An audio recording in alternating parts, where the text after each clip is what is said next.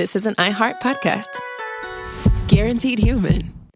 With no fees or minimums on checking accounts, it's no wonder that Capital One Bank Guy is so passionate about banking with Capital One. If he were here, he wouldn't just tell you about no fees or minimums. He'd also tell you about how Capital One cafes are open 7 days a week to assist with your banking needs. Yep, even on weekends. It's pretty much all he talks about, in a good way. What's in your wallet? Terms apply. See CapitalOne.com/bankguy. Capital One N.A., member FDIC. We've all tumbled down an internet rabbit hole trying to self-diagnose, and it leaves us more anxious than informed. Our feeds are full of wellness trends, but how do we know what's real, what's exaggerated, and what's just wrong? Health versus Hype from the American Medical Association breaks it all down. Emmy-nominated science communicator Trace Dominguez talks to doctors, influencers, and real people trying these trends, not to cancel them, but to understand them. Because when it comes to your health, who you listen to matters. So listen to Health versus Hype wherever you get your podcasts. Welcome to Stuff You Should Know, a production of iHeartRadio.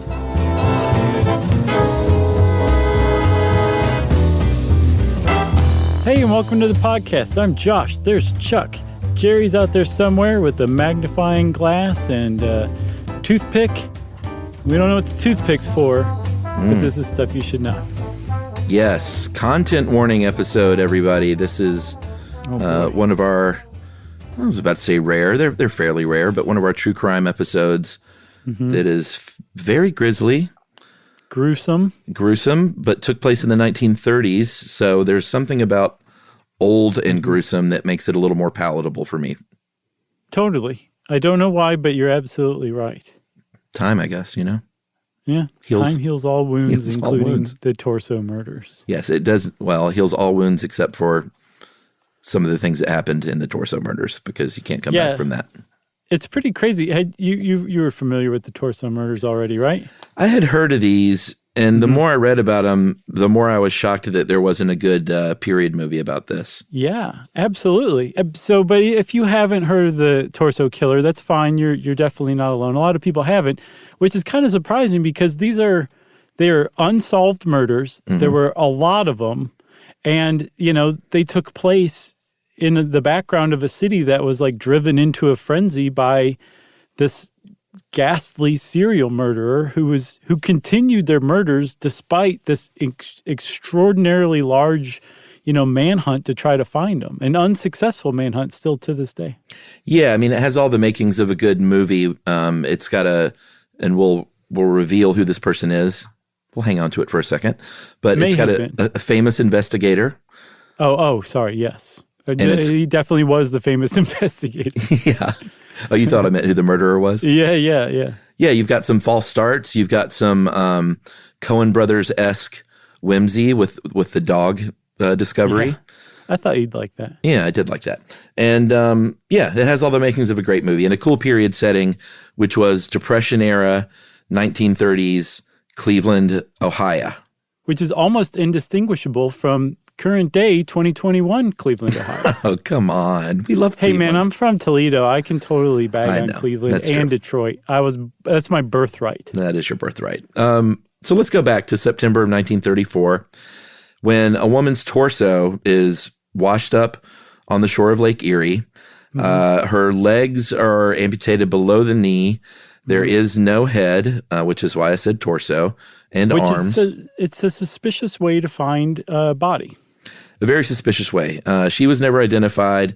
They called her the Lady of the Lake, and this was just sort of the beginnings. Nothing was put together at this point because it would be 2 years before any other murders took place, and that they finally sort of put together that the Lady of the Lake was perhaps victim zero. Really victim one, but they called her victim zero of who would become known as the torso murderer or the Mad Butcher of Kingsbury. Yes, Kingsbury Run. And like you said, it'd be about 2 years before they started to connect the dots.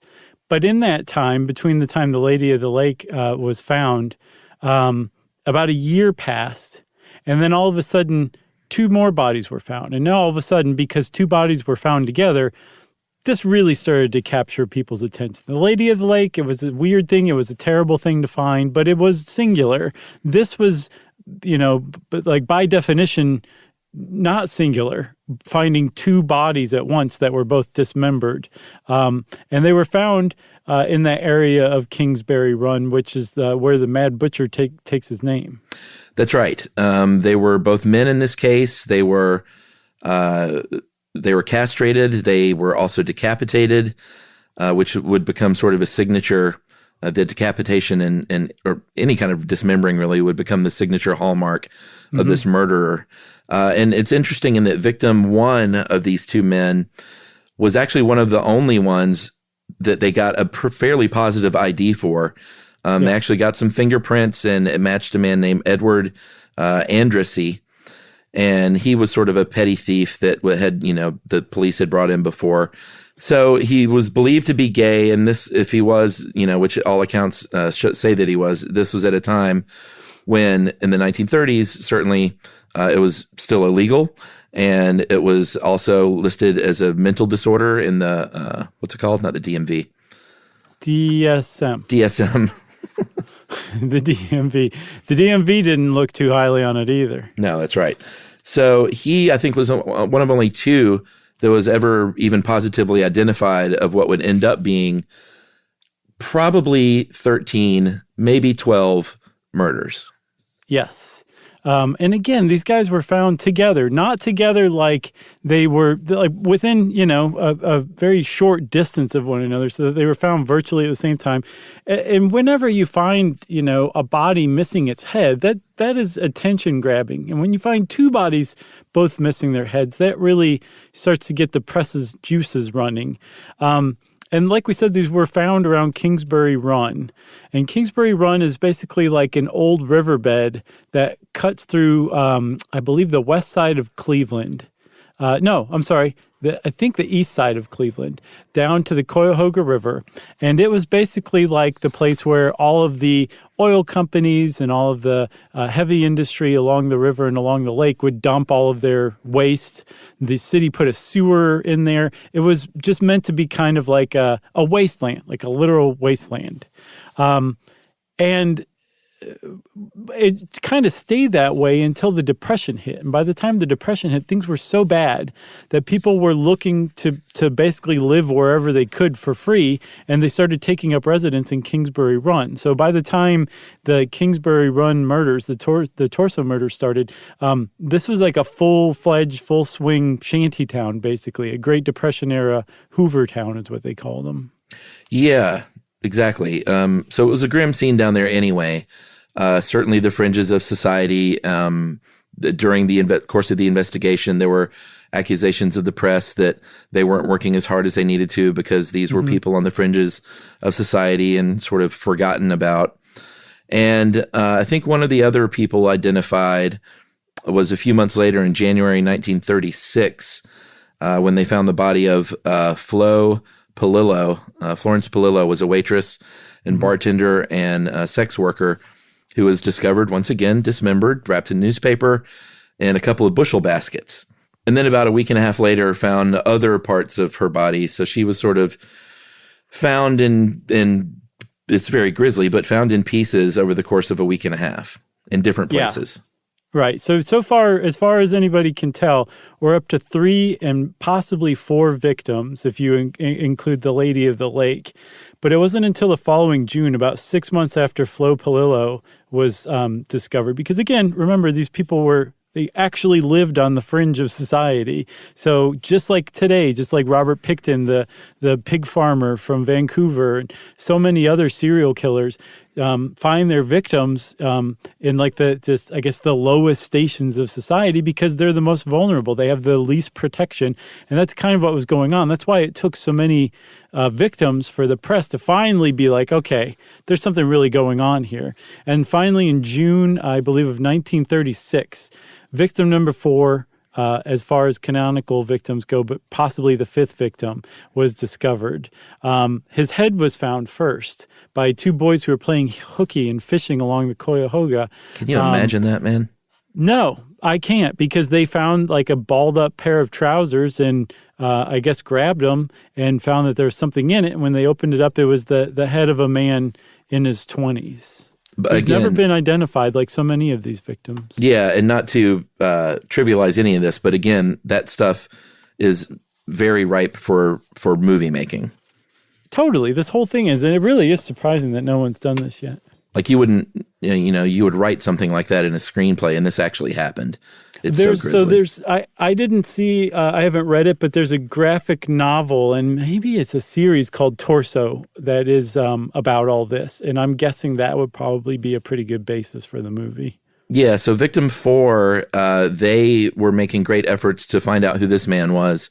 So they actually, the police circulated a photo of his face and made a death mask. If you don't know what a death mask is, I encourage you to go listen to our episode on death masks. Nice. It's basically what you would think. It's a recreation of this man's head. And they put this thing along with a tattoo map. He had tattoos all over himself.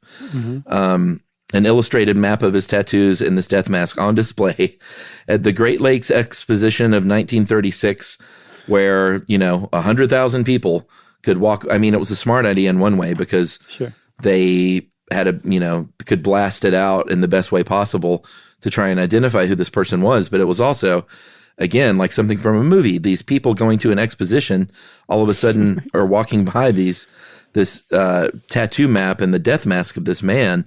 And I'm sure the question came up like, well, why is it, where's the rest of his body? Why didn't they just show pictures of the tattoos?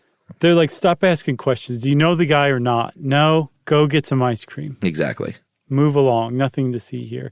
But yeah, despite that, very public search for an identification, still has never been identified. And his tattoos were really, he had people's names tattooed on him. He had a cartoon character named Jiggs tattooed on him. So this guy, you could see his face. They had all his tattoos and he still has never been identified. But his discovery, and I think the very public, like the cops circulated a photo of his head on a gurney in the morgue at first before they made the death mask, among other police agencies around the area, and I'm sure to the press as well. So it was kind of public, even though it was kind of quiet, but it got the press's attention, and the press started to connect the dots, and all of a sudden we now were connecting the Lady of the Lake to this latest guy and all of the other ones as well, and it became very clear that there was what they call the Mad Butcher of Kingsbury Run on the loose in Cleveland, and no one had any idea who it was or when or if they were ever going to stop. Yeah, I think there were 7 more victims over the next 2 years. Victim 8 were skeletal remains, but they did think they identified this person as Rose Wallace, a woman in her 40s. She had gone missing about a year earlier, and there was quicklime used to decompose this body. And this one, interestingly, had evidence of more of a clumsy dismemberment. To me, this one stands out a little bit as one that possibly might not be a victim and could have been misattributed to the Mad Butcher. That's just my personal feeling. I don't know if anyone else is saying this, but it's the one that stands out to me as being slightly different. Same to me. Yeah, she the killer clearly lacked a dismemberment plan in that case. Is that a band? Yeah. Are they good? Yeah, they were really good. They were maybe math rock. Okay. Dismemberment. I think plan. they were. Nice work. At the very least, they were alternative. Victim 9 had his heart removed. Victim 10 had morphine in her system, and I think they're not quite sure how they all died. I think at one point they thought most of them died by the decapitation, but some were found with their blood completely drained from their body. Like I said, this one woman had morphine in her system, which could make sense. We'll get to something else later on of a potential victim that never happened where drugs might have been a factor. But, it's sort of all, there were men, there were women, there were black people, there were white people. There wasn't any real rhyme or reason, it seemed like, aside from the fact that they were probably culled from this area of Ohio. Yes. And the fact that, the first 2 men were emasculated, that there were women involved too, that somebody's heart had been ripped out. Like there was clearly a sexual element to the whole thing, which made the idea that they were men and woman victims very confounding. You just don't normally see that in a sex killer. You see one or the other, and it's usually the sex that the person is oriented to, or the victims. And then, just to kind of to cap that point off, the killer left victims 11 and 12 within a few yards of one another on a dump, like a trash dump. And one was a woman, victim 11 was a woman, and victim 12 was a man. Should we take a break?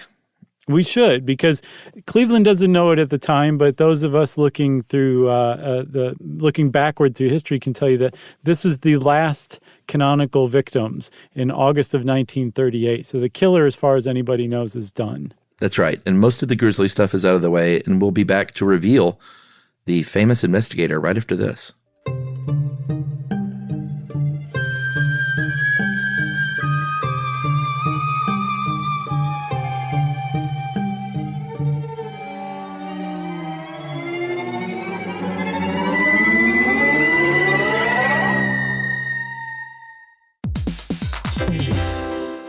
Hey everybody, here's a fact for you. In the United States, there is a break-in every 26 seconds, and that means that somewhere right now, an intruder is getting closer. And the problem with most security systems is that they only alert you after the break-in has started, and that's too late. Well, that's what makes SimpliSafe different. They use alerts. SimpliSafe's U.S.-based live agents, they identify threats on your property and help deter them before they actually break in. So the intruder never gets into your house. The crime is stopped before it even starts. That's right. And another great thing about SimpliSafe is they have no long-term contracts. They give you peace of mind and great value with their monitoring deterrence plans because they just start at about $1 a day. Yeah, SimpliSafe sent us a setup years back, and I still use mine every day. Yeah, and apparently setup, you can do it by yourself in under 30 minutes, so it's a really good value and it doesn't take long. So if you want to experience the SimpliSafe peace of mind, you can take advantage of the SimpliSafe discount offered to Stuff You Should Know listeners. Right now, you can get 50% off your new system by visiting simplisafe.com/stuff. That's half off at simplisafe.com/stuff. There's no safe like SimpliSafe.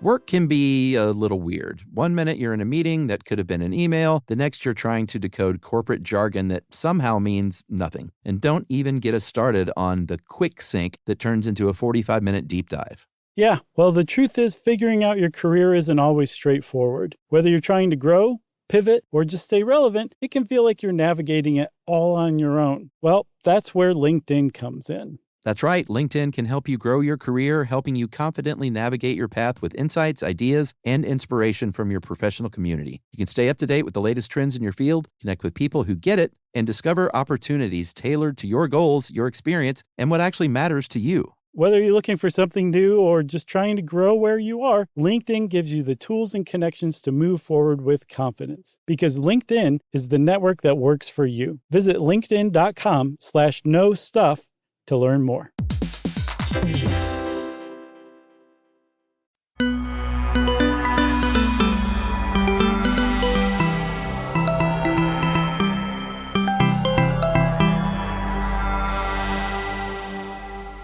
How's that for a tease? I can't take it anymore, Chuck. Please, please. Who is it? It's my favorite thing when you play coy. It was Mr. Elliot Ness, very famous for being the head of the Untouchables, for putting Al Capone behind bars. Good friend of Sean Connery's. Very good friend. Oh, that was great. That wasn't very good. Because to do you don't Connery, bring a knife to a gunfight. You bring a gun, you dummy. Yeah, I think that was the line. If you go on to do Connery well, you got to have an esh in there. Right. But there was no eshes. I did that, didn't I? I thought I nailed it. There aren't no S's in that sentence. Right. They're implied. That I would have done that had there been S's. Don't bring a knife to a gun dance. How's that? Right. You bring a gun, you dummy. All right. Back to the serious stuff. Elliot Ness was the, after that work in, what was that, Chicago, I think? Oh, yeah. He became the alcohol investigator in charge of the alcohol tax unit for Northern Ohio in August of 34. And then the Republican mayoral candidate, Harold Burton, who would go on to win, said, you know what, Ness, you're a famous guy. I like the cut of your jib. Let me make you, in December 1935, the safety director for Cleveland, and let me nudge you towards this outstanding case that we have. So, yeah, when he was hired, the case wasn't quite clear that it was a big old case. He came in just after, like a couple of months after victims 1 and 2 were found, and just a couple of weeks before Flo Polillo was found. So it wasn't evident that there was a serial murderer on the loose. But that also means that Elliot Ness came in right at the beginning of this thing. So he was the public safety director for it. He became the face of the frustrated police effort to capture the torso killer. Right. Although the lead investigator, what was that guy's name? Peter Murillo. Yeah, he was, I don't know about obsessed, but it became sort of his main focus of work was to tirelessly find out who this murderer was. And I assume that it's weird because I really don't know what a safety director was. I don't think, is that even still a thing? Yeah, I think there is a public safety director position still. They basically are in charge of the police department, the fire department, basically all that stuff. They're the head of that. They're like probably the liaison between the mayor and those services. But not the guardian angels, because they do what they want to do. Hey, man, they're standing on their own, too. The coroner, A.J. Pierce of the case, I think he was the first coroner on the first case, said, you know what we need to do? We need to get together. We need to have a little summit and start sharing information. I'm going to call it the Torso Clinic, which was interesting. I don't know if he did or the press did. Yeah, either way, because the press was very much involved in this whole run, obviously. Yeah. But at this conference is where he first put forward a profile, which was, this is someone who would not stand out in Kingsbury run, someone who knew the area, could blend in. Somebody, we think it's a man who is a powerful man because they need to be able to, it takes a lot of work to dismember a body and to haul these bodies around and drop them off in different places. Mm-hmm. And we think he also might have some anatomical knowledge, not saying that he's necessarily a doctor or a surgeon, kind of like the Jack the Ripper thing, but right. this person clearly knows their way around a knife and a scalpel. Yeah, because, if you really closely examine a body and, look at the places where, the body was separated with the knife, you can find hesitancy marks, you can find the hacking. There's all sorts of clues and telltale signs, and apparently this guy had a lot of confidence and had a lot of skill or knowledge about anatomy. So like you said, maybe not a doctor, but at the very least a very skilled butcher who had studied human anatomy before, but eventually they finally were like, this is probably some sort of doctor. Yeah, and I think they eventually learned that most of the victims died within a few days of being discovered, and most were moved except for victim 5, where they found a bloodbath. This didn't happen at the other crime scenes. There was virtually no blood to be found. And in fact, I think one was completely drained of blood. Many were. Oh, really? Mm-hmm. So that takes, I don't know if that happened naturally just because of the nature of dismemberment or if it was a purposeful thing, but only one body was found kind of clearly murdered there. Right. So, I think the fact that the blood wasn't on the scene and it wasn't in the body any longer means that it had to go somewhere. So that the fact that they were dismembered and and packaged, a lot of them were found. The one unidentified tattooed man, his head was wrapped in trousers, but other people's were wrapped in newspaper or brown paper, like they were meat. One was put in a makeshift box. There was a lot of time dedicated to the dismemberment of these bodies, and that leaves a lot of evidence. And you need a place where you're not going to be interrupted, and that's not easy to come by. So that became a really big point. Is we're pretty sure that this person is snatching victims from the Kingsbury Run area. But where are they committing these acts? And they tried to find that place as much as they tried to find the killer. Yeah, that would be a big clue if they had some murder room, Dexter style. Sure. That's a dead giveaway every time. That's coming back, by the way. I don't know if you ever watched Dexter. What do you mean it's coming back? They're bringing Dexter back, man. With the original, like, Michael C. Hall? Uh-huh. No. Yes, they are, indeed. And I have mixed feelings because we loved that show for a long time, but Until the end. It is one of the shark jumpier shows of all time. It's like the shark itself jumped a shark. I think so. It's insane. It's amazing. I mean, I love Michael C. Hall, though. We're just now finishing 6 Feet Under again, so I'm always happy to see him again, but I'll give it a go. Did you see Cold in July? No, what is that? It's a little bit like a Straw Dogs type story, but he's like having to battle Don Johnson. It's just really like, if you want, I know it's weird casting, but if you want to just experience like a constant, mid to low level dread for 2 hours, just go ahead and watch that. It's well done in that respect. Or watch The Lighthouse. It's probably better. So God, it's so good. Let's just stop talking about this and talk about The Lighthouse for the rest of the time. All right. So Peter Morello, who, like we said, was a lead detective, he's sort of obsessed with this thing. He starts not only focusing on this land down by the river, but I didn't mean that, but that's what it was. But he started focusing on the railroads and these hobos. The what? The railroads. Oh, okay. You know where trains run on? Sure, yeah. I just never heard it pronounced the way you did the first time. Railroad? The railroads. It was hilarious. I got to lighten this up somehow. We're talking about dismembered torsos. I know, exactly. So he started looking in these boxcars, and is hobo an offensive word? Can you still say that? I don't think so. I think it's a point of pride, a term of pride. For people who still ride the rails? Mm-hmm. Okay.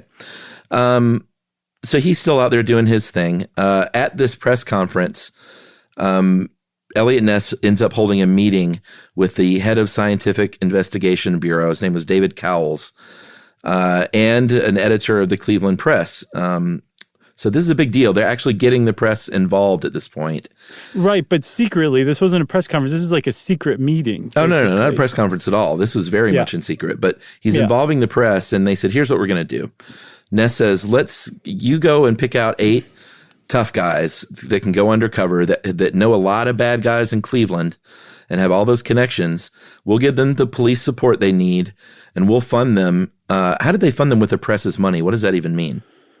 I don't know. I think that maybe the owners of the newspapers chipped in, like the wealthy owners chipped in quietly to pay for this stuff off of the books. That's my impression of what this happened. Whoever chipped in the most got to break the story, I wonder? No, I think at the same time it was a technique for bringing the press into the fold so that there weren't outsiders drumming up trouble for the cops anymore. Because the Cleveland Press really made they didn't make the police look bad. They pointed out just how badly the police were handling this, or ineffectively, which is not to say that the police were not trying really, really hard. Supposedly, I saw a figure of 10,000 suspects were interviewed over 4 years during the course of this investigation.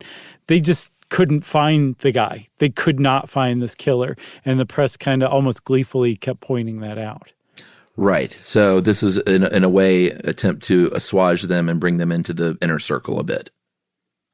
Right. That was my impression, yeah. All right. So the police are, they've got these undercover guys working their scene. They're checking cars randomly at all hours. They're canvassing laundromats and places where you wash your clothes. So, if there are people trying to get bloodstains out of something, they're kind of doing everything they can at this point.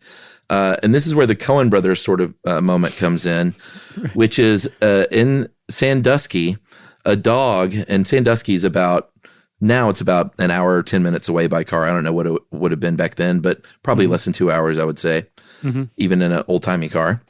A dog shows up in Sandusky with a human leg in its mouth. I want to say that literally happened in a Coen brothers movie. It might have just been a bone of a body. But I can't think of which one it might be. Someone will write in and tell us. But it sounds like a Barton Fink kind of thing. It is, but it's not. So, or I might be thinking of the kids who ripped the toupee off the guy in Miller's Crossing. in the alleyway. I don't remember that part. Although I remember one of the neighbors lost his toupee in the Burbs, and they thought it was evidence of his murder. There's definitely a movie. It might not have been Coen Brothers, where a dog shows up with a body part in its mouth. Probably more than one movie. But this dog shows up in its mouth, and Morello goes to Sandusky, and it turns out that the leg was actually surgically removed during a real surgery, not a serial killer surgery, and just didn't get disposed of right. Ended up in the lake. Ended up in the dog's mouth. Right, but the police were so hyped up in Cleveland at the time that they traveled to Sandusky to chase down this lead, which, like all the other ones, went absolutely nowhere. And so there was again, like just a tremendous amount of public pressure, including something you mentioned earlier, too, a lot of allegations and accusations that the police weren't doing enough because these people were not wealthy, were not well thought of. They were, very poor. The poorest of the poor during the Great Depression were the ones who were suffering this serial killer. And so there was a tremendous amount of pressure. And I think my impression is that pressure is one of the thing that drove Eliot Ness to do something really terrible. Because the killer was picking from the shanty towns of Kingsbury Run, Eliot Ness got it in his head that if you did away with Kingsbury Run, you'd do away with the killings. Yeah. And so he raided the homeless camps at Kingsbury Run and rousted everybody, and then ordered the place burned to the ground. Yeah, and I'm sure he thought this was a great idea at the time, but he really didn't think it through because the people of Cleveland did not take kindly to that. They hated him for what he did, and this was during the Depression, and everyone was struggling basically, or not everyone, but most people were struggling at this point. Unemployment rate of 20% in Cleveland, and so the idea of this big shot Chicago G-man coming in and basically running these homeless people out of their only option and burning it to the ground was not a good look at all. However, there were no more murders after that. Yeah, no, strangely, it seemed to have worked. And it depends. We'll talk more about, a lot of different views of whether the murder stopped or not. But as far as canonical victims go, he burned the place to the ground 2 days after victims 11 and 12 were found. And after that, there were no more victims. So it didn't solve the murders by any stretch of the imagination, but it seemed to have put an end to them, weirdly. Yeah, I think before we take a break, we should mention there was one, and get into the who we think is probably the real suspect. There was one suspect in Cuyahoga County that the sheriff brought in. He was a bricklayer named Frank Dolezal, who did confess. He was brought in for the murder of Flo Polillo originally because he had lived with her for a little while, but supposedly he knew Rose Wallace and Edward Andrassy as well. But then they looked into it, and by all accounts, that confession was not just induced, but in the days where you would literally beat a victim into confessing. Yeah, and then murder him in his cell after he recanted his confession. So was he murdered? Yeah, he hung himself, but he hung himself from a hook that was shorter than he was. One of those deals. I guess if you really, really want to die, you could do that. You could overcome the urge to stand up, disinclination towards self-harm, I guess you'd put it. Yeah. But his friends at the time seemed to be like, no, he was murdered. So it's at the very least his confession was beaten out of him, and no serious scholar of the crime believes that Frank Dolezal was the killer. He didn't have any. There was no evidence whatsoever of any kind of surgical knowledge. There was like a lot of boxes he just didn't check. It was basically he knew Flo, and he may have known Edward Andrassy, and he may have known Rose Wallace, and the sheriff basically ran him in very publicly. Right. All right. So let's take that break. And then we'll come back and talk a little bit more about the investigation and who people now believe committed these horrible murders right after this.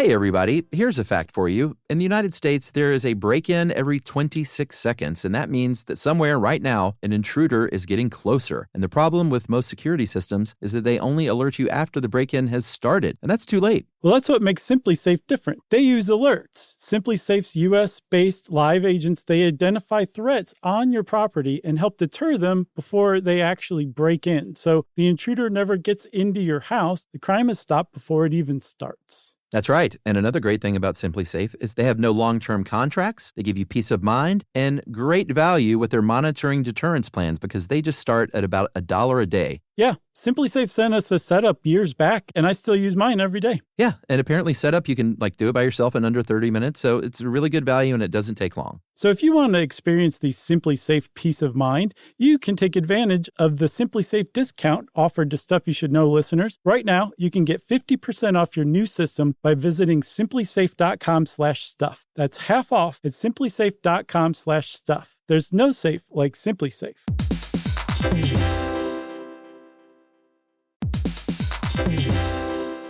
Work can be a little weird. One minute you're in a meeting that could have been an email. The next you're trying to decode corporate jargon that somehow means nothing. And don't even get us started on the quick sync that turns into a 45-minute deep dive. Yeah, well, the truth is figuring out your career isn't always straightforward. Whether you're trying to grow, pivot, or just stay relevant, it can feel like you're navigating it all on your own. Well, that's where LinkedIn comes in. That's right. LinkedIn can help you grow your career, helping you confidently navigate your path with insights, ideas, and inspiration from your professional community. You can stay up to date with the latest trends in your field, connect with people who get it, and discover opportunities tailored to your goals, your experience, and what actually matters to you. Whether you're looking for something new or just trying to grow where you are, LinkedIn gives you the tools and connections to move forward with confidence. Because LinkedIn is the network that works for you. Visit linkedin.com/knowstuff to learn more.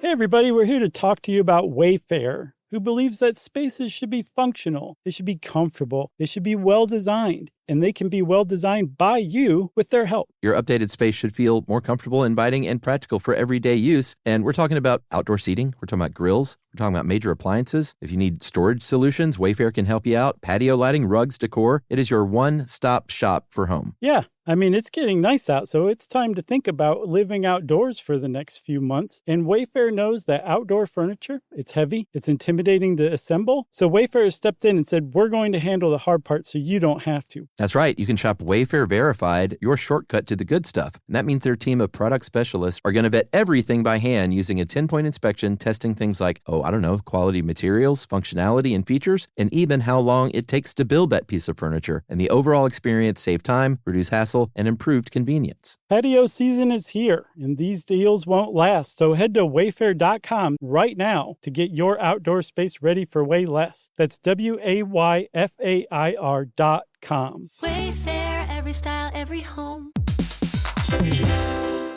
Hey everybody, I want to talk to you a little bit about Tide Evo because it represents over 10 years of innovation and product development. Tide Evo is a first-of-its-kind technology where tens of thousands of minuscule fibers are spun together to form a 6 times powerful layer packed with scrubbers, brighteners, pre-treaters, and fresheners. And that's going to deliver a breakthrough clean that's so powerful, it feels like magic. Yeah, it is kind of like magic. Tide Evo is revolutionary. A 100% concentrated, waterless laundry tile that's made of compressed microfiber soap layers rather than liquid or powder. And it's not like pods or sheets because it uses 6 layers of detergent fibers to deliver superior cold water cleaning without plastic packaging of any kind. And it provides a mess-free, lightweight solution that dissolves lickety-split. So whenever you run into a laundry challenge, turn to Tide Evo. It's revolutionary, it's magic. Try new Tide Evo. Real laundry magic.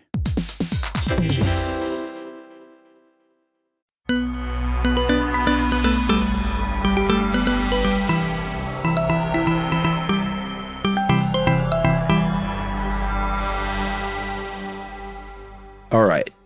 So Elliot Ness has run everyone out of the Kingsbury Run camps. Did not go over well. He then says, here's what we'll do. Let's skirt the warrant rules so we don't have to require warrants. And let's get together, since I'm the safety director and I control the fire department too, let's go around and start searching for, quote, fire code violations, end quote. Basically, so they don't have to get any kind of warrants, and they can just basically go into people's houses and just at will and search and do whatever they want to under the guise of searching for fire code violations. He was desperate. He was very desperate. And again, they were looking not just for the killer, but really more than anything, they were looking for that grisly workshop, as the Cleveland Plain Dealer had put it, a place where he was, draining the victims of their blood and dismembering their bodies. They didn't turn anything up, but it really kind of goes to show like just what lengths Eliot Ness, who was considered like this squeaky clean lawman, was willing to go to. This is extraordinarily unconstitutional and underhanded, and he went to that degree and well beyond, it turned out, actually, too. Very much. And I think we're at the point now where we can talk about this mystery person, right? Yeah, this is why I said he went way beyond, unlawful search of homes. He actually engaged in what amounts to kidnapping of a private citizen who he thought was the killer. Yeah, and he kept it very secret. He even used a pseudonym for this person. He called this person, this gentleman, Gaylord Sundheim. Pretty good name, a good hotel check-in name. Yeah. And privately, he, word gets around a little bit what's going on, but privately he would describe this person as an alcoholic, maybe bisexual, a doctor who came from a wealthy family and who had a relative in Congress who was protecting this person. Yes. And took this man under the dark of night to a hotel room in Cleveland, held there without charging him for 2 weeks, where they interrogated this person.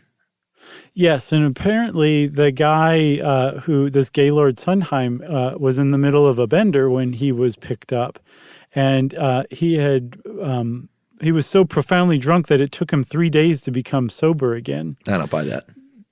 I know, but That's a story. When he did, I know, but you got to add those too. Sure. Thank you for keeping it even keel, though. I mean, I've had nights that were a little rough. And you're always okay the next day.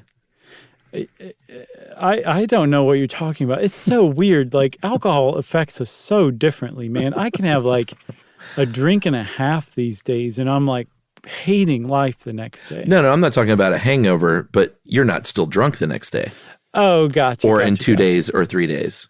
I think that's what they were saying, is that this guy he had like a hangover stupor, basically. Oh, okay. That lasted I for could 3 buy days. that then. That was my impression. All right. Not that he was still just flying high, but that That's he was nitpicky just anyway. hating it. All right. I should just For shut up 3 about days. the whole thing. But regardless, they kept him, whether he was sober as a judge or, drunk as a skunk when they picked him up. They held him in this hotel room without charge and outside of the legal system for 2 weeks and interrogated him for up to 8 hours a day. Yeah, but I think he did it, so who cares?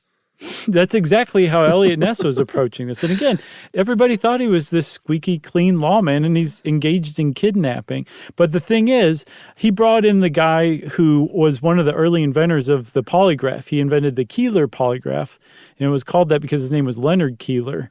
And I think he brought him from Chicago.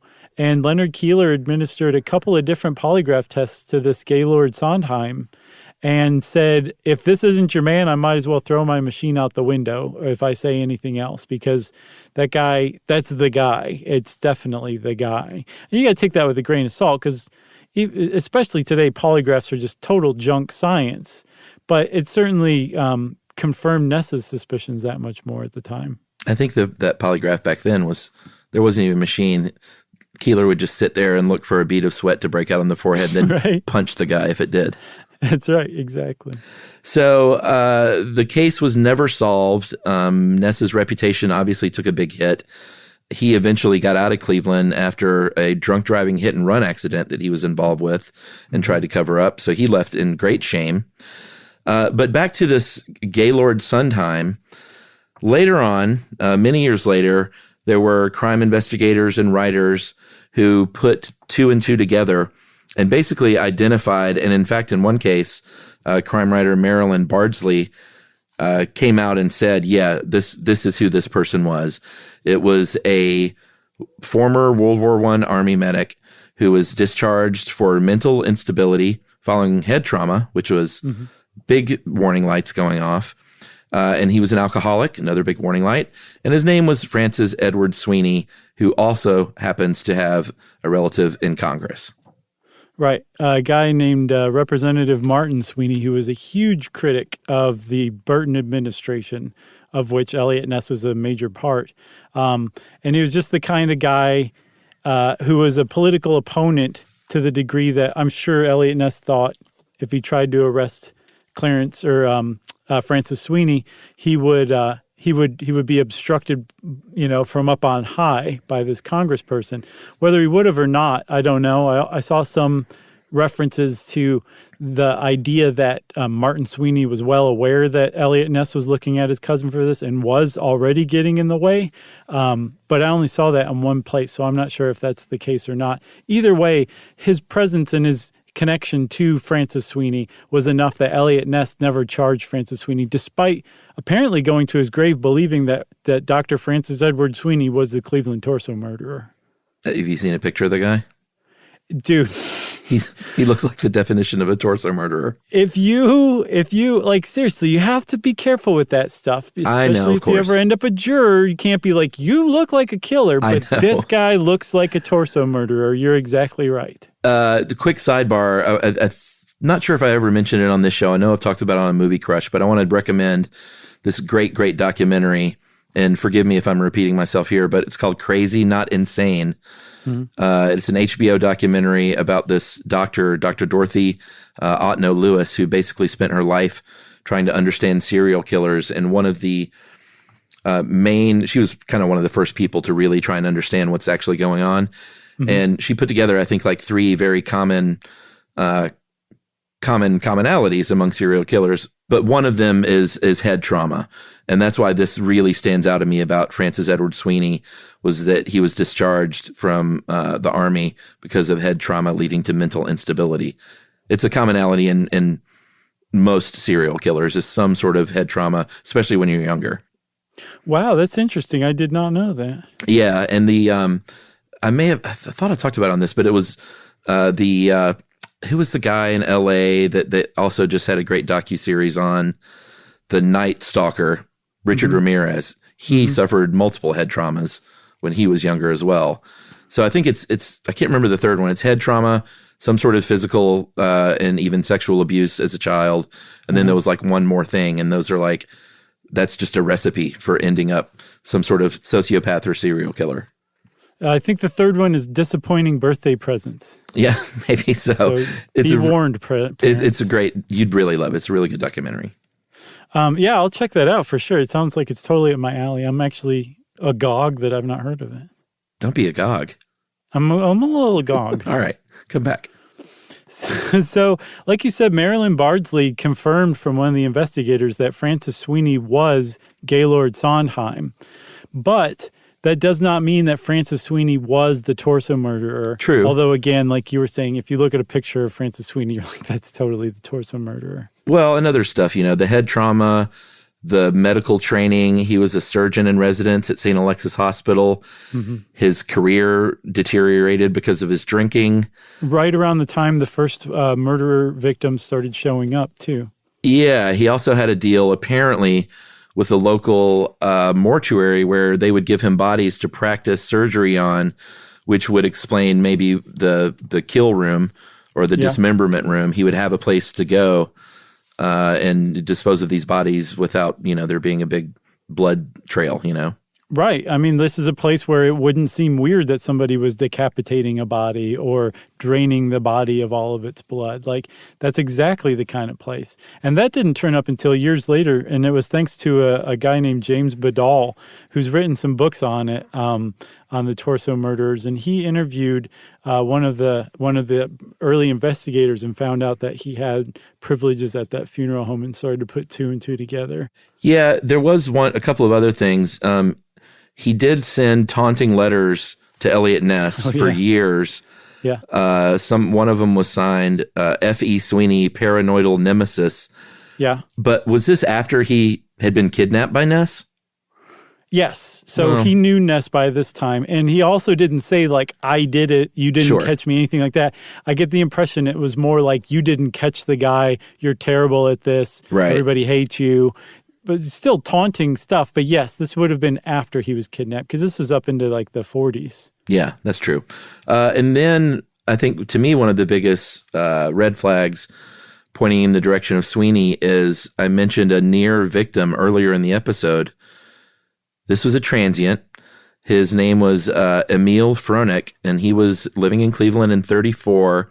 And one day he was lured into a doctor's office on the second floor along Broadway Avenue. And the doctor said, "Here, I'll give you some shoes and a meal if you come up here."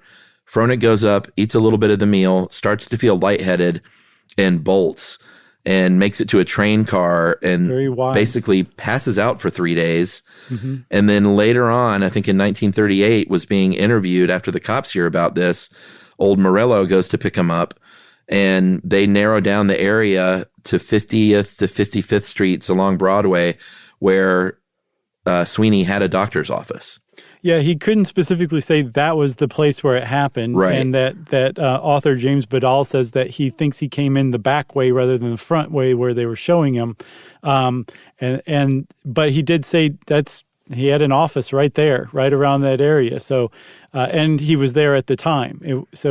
I mean, that's some pretty serious circumstantial stuff. I think so. But the thing is, there's no smoking gun.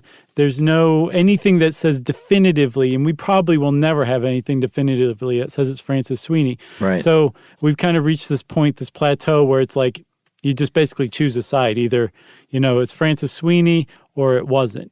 And some people who say, no, I don't think it was Francis Sweeney, make some pretty good cases. There were other similar murders in the area starting in the 20s and going into the 50s that really bore a lot of resemblance to the Torso murders. And then other people say, okay, I feel the opposite of that, where there's I don't think Rose Wallace was one of the victims. I think there were multiple killers doing similar-ish stuff, maybe copycats even, and that it wasn't all just one person. There is and there's probably always going to be a lot of competing theories about who was responsible. Yeah, the one theory that it wasn't him that I don't buy. Did you say where he was living in Sandusky? No, huh? All right, so here's the deal. Francis Sweeney was apparently enrolled or checked into the Soldiers and Sailors Home in Sandusky, which I guess is an old, like a veteran's home, right? Yeah, I think, yes. So that's what it seems like. So he was checked in there, and one of the reasons that people say he didn't do it was because he was checked in this place in Sandusky, like a couple hours away, and I just don't buy that. They later came out and said, they could come and go as they pleased. He could easily have, if he didn't want to get caught, be committing these murders in Cleveland and then going back to Sandusky as well. Right. Yeah, because he was there voluntarily, so he would not have been watched or monitored, or they wouldn't have kept tabs on him. Right. And when they figured this out, it was years later, so no one would have been able to recall where he was or wasn't on a certain day, Yeah, I think it's Sweeney. Do you? I think there's and a not pretty because good of his chance picture. it's Sweeney too.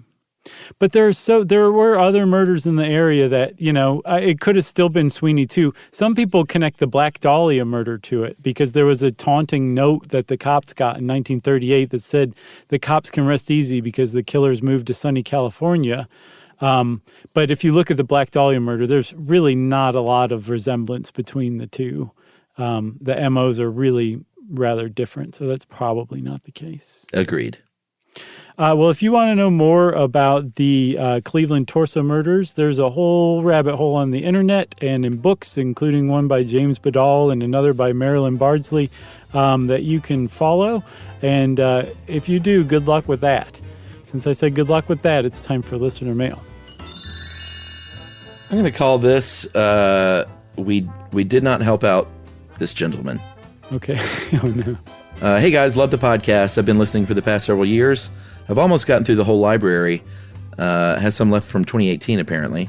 I work as a musical instrument repair technician at a local university and independently in Greensboro, North Carolina, so I usually listen while I work on re-padding clarinets and cleaning tubas. Nice. Cool job. Anyway, I was listening to your show this evening on Korean fan death. Remember that? Or we talked about it. I don't think it was all about that, but it was... It was the short stuff about it. Was it? Okay, I remember that being like a top 10 or something. Anyway, I immediately thought, finally, a way that I can find some legit reason for getting rid of the fan in our room.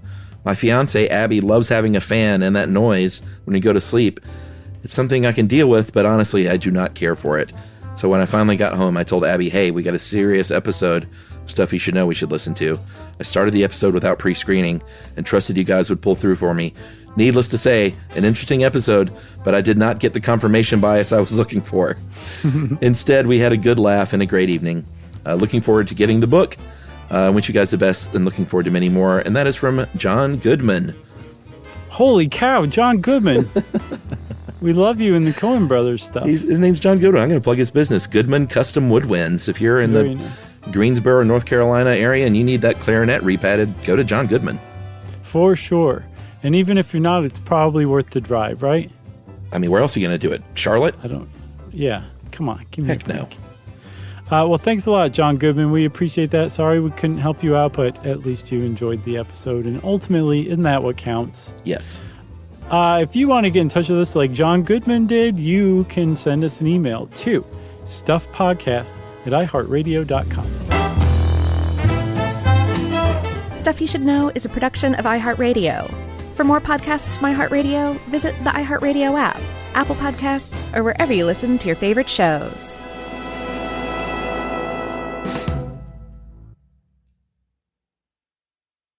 Mom, can I have Lingo Kids? Dad, Lingo Kids, please! When did we become the Lingo Kids house? No idea. Last week it was dinosaurs. This week it's... Lingo Kids! Why Lingo Kids? Because it's the best thing ever. We can play games with astronauts, wild animals, and superheroes. With more than 4,000 interactive games, songs, and shows, Lingo Kids is the #1 entertainment platform for young kids. So, no dinosaurs? And dinosaurs! Lingo Kids! Everything kids love. Download it for free.